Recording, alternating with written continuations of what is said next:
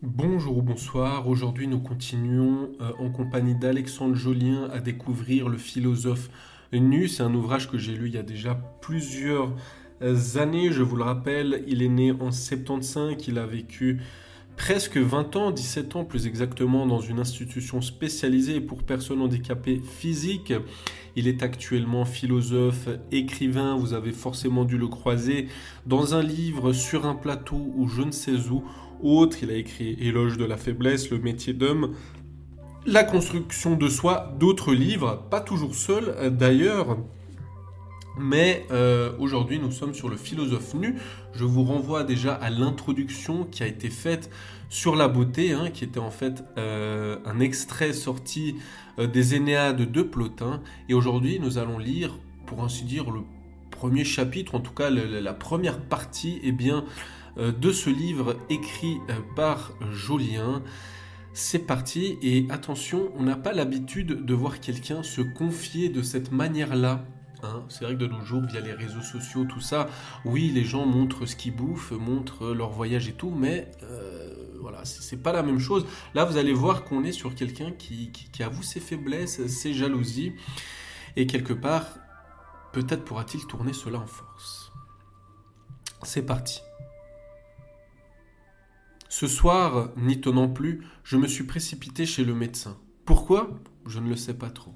Je caressais l'espoir de glaner quelques médications qui me débarrasseraient une fois pour toutes de certaines cruelles jalousies. Oui, je suis las de comparer mon corps à celui des garçons qui passent dans la rue, las de ce combat intérieur. À vrai dire, je souhaite calmer la machine infernale et faire un peu obstacle à cette étrange mécanique qui, mêlant désir, peur, déception, m'arrache souvent à moi-même et me met à la torture. Le bon docteur m'a écouté et sa bienveillance a un peu détendu le volontaire déboussolé qui commence ce journal. Son ordonnance m'a déconcerté. À la fin de la consultation, il m'a lancé: Écrivez-nous un traité des passions. Un traité de mes passions? Gageure immense et prétentieuse pour tout dire. Je viens de jeter un coup d'œil à ma bibliothèque. Je découvre de quoi dissuader le plus téméraire des passionnés. Platon, Aristote, les stoïciens, saint Augustin, saint Thomas d'Aquin, Descartes, Hume, Rousseau, Kant, Hegel, Freud et Heidegger ont écrit sur les passions. Comment dès lors sans trembler prendre la plume et prétendre à quelque chose de neuf ? Ce soir, une chose est sûre, la passion me joue de sacrés tours et je veux progresser vers un peu de détachement, cette terre lointaine à laquelle j'aspire. Car les passions me tiennent au corps et à l'âme, et quand elles me tiennent, je peux bien dire adieu prudence. Colère, tristesse, peur, envie, jalousie, et rien de ce qui est humain ne m'est étranger. Le nœud du problème, le cœur, c'est toujours le refus de la réalité. Devant quelques jeunes mâles qui paraissent si à l'aise face à l'existence, je ressens cette envie, cette jalousie, bref, une fascination qui laisse croire que la vie me serait définitivement meilleure ou du moins plus facile si j'arpentais les rues dans une silhouette idyllique, propre à faire chavirer chaque spécimen du beau sexe. Oui, c'est un malaise imperceptible et quotidiennement subi. Curieuse force qui me déroute aujourd'hui. Non, les plaies les plus douloureuses ne sont pas toujours celles que l'on croit. Une force trouble, un émoi, une blessure intérieure me contraignent donc à prospecter, à chercher des moyens de vivre plus librement. En somme, il ne s'agit que d'un banal manque de confiance en moi, du handicap sans doute et de ces séquelles psychologiques qui refont surface. Je suis jaloux des corps des garçons de mon âge. C'est plus fort que moi, vraiment. Ils me fascinent tant, ils semblent bâtis pour la vie. Je me surprends à ressentir un désir furieux, cannibale. Je voudrais les bouffer et devenir ces corps. J'entends parfois la voix du vieux Platon qui, dans le banquet, fait dire à Aristophane: Au temps jadis, notre nature n'était pas la même qu'aujourd'hui, mais elle était d'un genre différent. Oui, et premièrement, il y avait trois catégories d'êtres humains, et non pas deux comme maintenant, à savoir le mâle et la femelle, mais il en existait encore une troisième qui participait des deux autres. En ce temps-là, en effet, il y avait l'androgyne. Deuxièmement, la forme de chaque être humain était celle d'une boule avec un dos et des flancs arrondis. Chacun avait quatre mains, un nombre de jambes avec. Au-dessus de ces deux visages, en tout point pareil et situés à l'opposé l'un de l'autre, une tête unique pourvue de quatre oreilles. En outre, chacun avait deux sexes et tout le reste à l'avenant, comme on peut se le représenter à partir de ce qui vient d'être dit. Le moins que l'on puisse dire, c'est que ces créatures avaient du coffre. Rivalisant avec les dieux, elles provoquèrent l'ire de Zeus qui, jaloux et se sentant menacé, les coupa en deux. Zac! Depuis, nostalgiques, pauvres et incomplètes moitiés, elles espèrent forcément, férocement, retrouver leur complétude d'antan. Le mythe me révélerait-il une secrète aspiration ? Conquérir ma puissance, ma suffisance, greffer à ma fragile moitié une autre plus robuste. En faire un garçon sans faille et pour tout dire sans handicap. Depuis un moment, j'ai jeté mon dévolu sur mon ami Z. Je rêve de devenir lui, de quitter mon corps pour me loger définitivement en lui, vivre une autre existence. Avoir ses mains, ses pieds, son torse, sa silhouette, tout en somme, et me promener dans la rue, beau et fier, magnifique. Aussi je souhaite sans cesse être avec lui pour recueillir de sa force, de sa virilité. Seul, je peine à trouver la joie, seul, je ressens un vide. Enfant, j'ai trop entendu que j'étais différent, pas comme les autres, que mon corps avait un problème. Z me manque dès que je le quitte, je le veux pour moi, je le veux à moi. Au fond, je le considère comme un dieu. Ce n'est pas nouveau, j'ai trop idolâtré, trop souffert. Depuis mon adolescence, il y a eu V, P, E, S, tous de puissants mâles à l'ombre desquels la frêle créature que je suis pensait s'épanouir. Avec les filles, connaissant un insuccès flagrant, je me suis pris à vouloir être quelqu'un d'autre.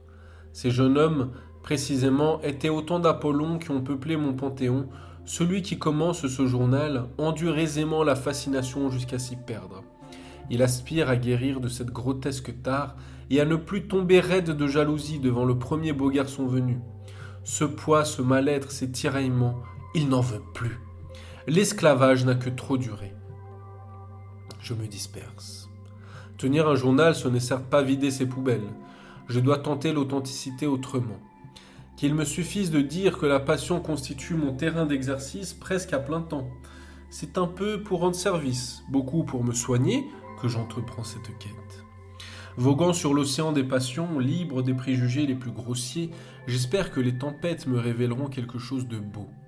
Sur la mer, récifs nombreux en vue. Plus que tout, un obstacle me freine. Comment, alors que la tradition propose autant de théories sur les troubles de l'âme, trouver, sans me référer mécaniquement à l'histoire des idées, l'audace d'affirmer une pensée, la mienne? L'homme qui écrit ces lignes est la proie du doute. Comme il peine à dégager sa propre voix, il aimerait que les philosophes veuillent bien lui offrir leur protection. Nietzsche a raison. Certains ne parviennent pas à devenir des penseurs parce que leur mémoire est trop bonne. La mienne, qui jadis me livrait volontiers de toniques préceptes quotidiens, est aujourd'hui encombrée de références. Elle risque fort de m'enchaîner ou pire de me transformer en perroquet. Donc citez peu, le moins possible, enquêter, chercher, rencontrer. Du neuf, rien que du neuf. Se résoudre à consigner ici les révélations qui feront mon quotidien. Craignant plus que tout le nombrilisme, je souhaite accorder une large place aux rencontres qui jalonnent mon existence. Pour d'évidentes raisons, les prénoms et les noms des personnes qui apparaîtront dans ce journal ne correspondent pas, sauf accord de leur part, à la réalité. Confidentialité oblige, respect et paix des ménages aussi. Un mot enfin sur l'écriture. Souvent, elle m'essouffle. Peur du jugement, des critiques, envie soudaine et irrépressible de me taire à jamais. Impatience, sentiment d'avoir tout dit, manque d'inspiration. Écrire ne m'est pas une sinécure. Sans parler des difficultés techniques. Je tape ces notes à 2 doigts, car je ne puis pas toujours les dicter. Les prouesses littéraires ne passeront donc pas au premier plan. L'essentiel est ailleurs. Allons, ne tardons plus, je commence. Voilà, c'est intéressant parce que ça nous met déjà dans l'ambiance du livre, dans l'intentionnalité de Jolien. Donc c'est primordial. Je vous proposerai encore probablement 2, voire 3, mais probablement 2 extraits un petit peu pour continuer à approfondir cette quête, pour comprendre les passions de quête de sérénité quelque part. Et surtout, il le dit lui-même, tous les problèmes presque sont là d'acceptation de la réalité. Merci à toutes et à tous d'avoir suivi cette vidéo ou ce podcast selon comment vous la consommez. Je vous dis à la prochaine.